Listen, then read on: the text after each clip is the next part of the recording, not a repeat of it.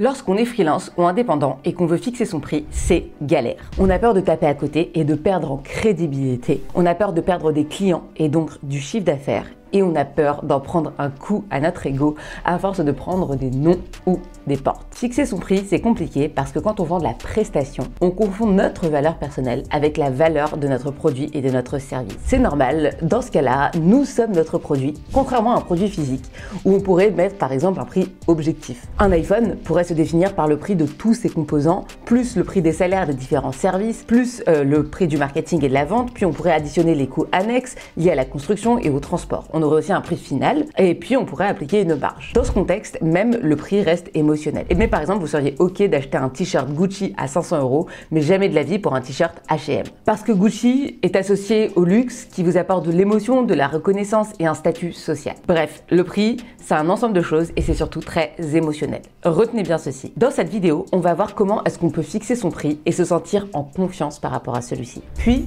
je vous partagerai ma méthode pour augmenter ses prix sans paniquer. Enfin, on analysera le secret des meilleurs freelances, solopreneurs et indépendants qui facturent 10 fois le prix de leur marché. Lorsqu'on fait de la prestation, on vend son temps et ses compétences, car il n'y a pas de coût de production réel. Il n'y a pas d'achat de matières premières, il n'y a pas de salaire à payer, en tout cas au début. C'est un avantage parce qu'on a une forte marge, mais c'est aussi une difficulté quand il faut fixer son prix. D'ailleurs, il y a des gens qui ont la même prestation que vous et qui vont facturer beaucoup plus cher. Il n'y a qu'à faire un tour sur les plateformes comme Malte. Ça veut bien dire que à prestation égale, à compétence égale, vous êtes capable de mettre un prix totalement différent. La différence entre vous et eux, c'est que eux ont réussi à augmenter leur prix. Le meilleur prix, tel qu'on l'imagine, c'est le prix qui vous permettra de ne pas passer à côté de la vente en pouvant vous rémunérer le maximum. Mais la mauvaise nouvelle, c'est que vous ne pourrez pas tomber juste dès le premier coup. Il faut vous mettre en tête que ce prix maximum, ce prix idéal, vous allez devoir le découvrir. Voici donc une méthode pour commencer à vous en approcher. Admettons que vous ayez besoin de 2500 € net par mois. Pour ceux qui ne savent pas comment déterminer ce chiffre, je vous invite à regarder vos charges fixes et vos dépenses. On ne va pas faire un cours de finances personnelles, mais en gros, ce qu'il faut que vous regardiez, c'est le prix de votre loyer, le prix de votre essence, le prix de votre alimentation, et que vous additionnez tout ça pour finalement additionner les extras, par exemple les vacances, etc. Que vous ayez besoin de 2500 € pour vivre et pour économiser et vous faire plaisir.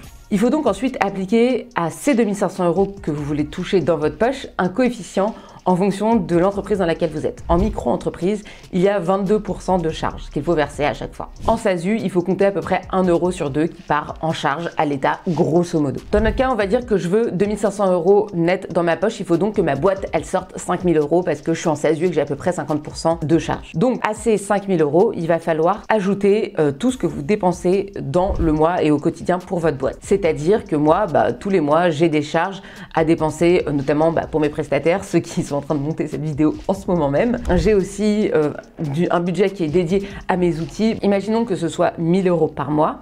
Il faut ajouter 1000 € aux 5000 €. Ça fait 6000 € de chiffre d'affaires. Donc si on résume, il faut qu'on génère 6000 € de chiffre d'affaires pour, une fois qu'on a enlevé les outils, une fois qu'on a enlevé les charges, pouvoir avoir 2500 € net dans notre poche. Maintenant, il y a une autre donnée à évaluer, c'est votre temps. Parce que forcément, quand on vend de la prestation, on est contraint par notre temps. Alors, souvent, les prix sont fixés au TJM, c'est-à-dire au taux journalier moyen. Donc, vous allez être payé au temps que vous allez passer à travailler. Donc, dans votre semaine, il y a 5 jours. Il faut voir si vous avez envie de travailler pendant ces 5 jours. Parce qu'en général, quand on est indépendant, c'est aussi pour avoir sa liberté. Imaginons que vous ayez envie de travailler seulement 4 jours par semaine. Parce que le 5e, vous avez envie de prendre du temps avec votre famille, le mercredi par exemple. Maintenant, l'erreur que je vois le plus souvent, c'est de considérer que ces 4 jours que vous voulez travailler sont des jours de production à vendre à vos clients. C'est une mauvaise manière de raisonner. Si vous vendez ces 4 jours à vos clients, vous n'aurez jamais le temps de faire le reste. C'est-à-dire que dans votre temps de travail, il faut compter l'administratif, il faut compter le commercial, il faut compter les appels que vous passez à vos clients, il faut compter les réunions. Bref, il y a énormément de temps que vous ne pouvez pas facturer. Donc sur ces 5 jours de la semaine, vous voulez en travailler 4, mais sur ces 4 jours, vous n'allez pas en facturer 4, vous allez en facturer que 3.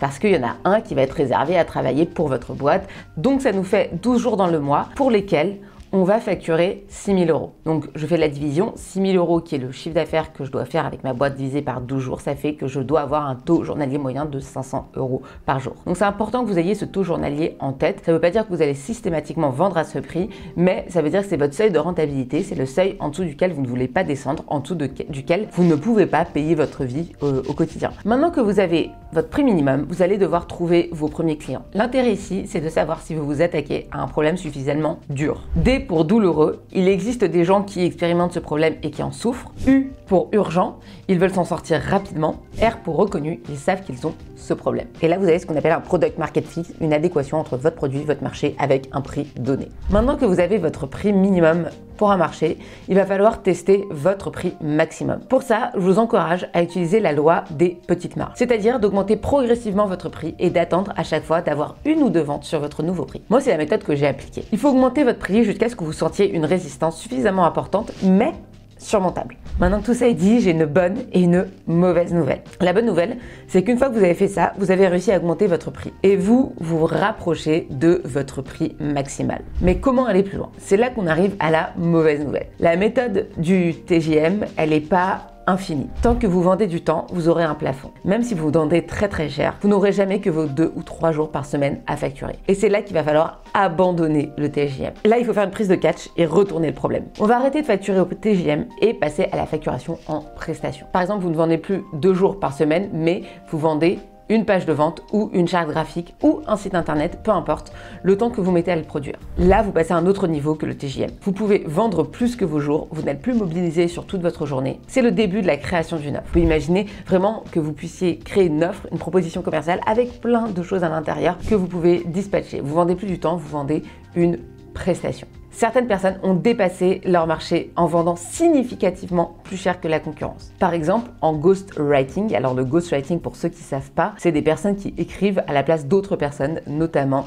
sur leur post LinkedIn, mais ça marche aussi pour les livres. Bref, c'est un peu être la plume cachée. Donc en général, quand je prends des posts sur LinkedIn, les ghostwriters facturent entre 50 et 250 € le post, mais certaines personnes ont réussi à exploser ces prix. C'est le cas notamment de Thibault Louis en France, où ils vendent plus de 500 € le post. Aux États-Unis, les meilleurs de ce domaine vendent surtout du conseil et ils les facturent à un prix d'or. Je vous donne un exemple juste ici, c'est Side Bloom qui facture plus de 2 000 € la session d'1 heure. Ces personnes ont réussi à augmenter énormément leur valeur perçue. Les gens sont prêts à payer très cher juste pour avoir un petit bout de leur temps, un petit bout de leur expertise, quelques minutes. C'est un peu comme le t-shirt Gucci dont je vous parlais tout à l'heure en introduction. Le produit est similaire mais le prix fait x10. Au même titre que les marques classiques, ceux qui facturent très cher réussissent à avoir ce qu'on appelle une marque personnelle forte. C'est cette marque personnelle qui leur permet de facturer beaucoup plus cher que tous les prix du marché. Et c'est ce qu'on verra dans la prochaine vidéo. Pour ne pas la rater, d'ailleurs, abonnez-vous, c'est juste en dessous.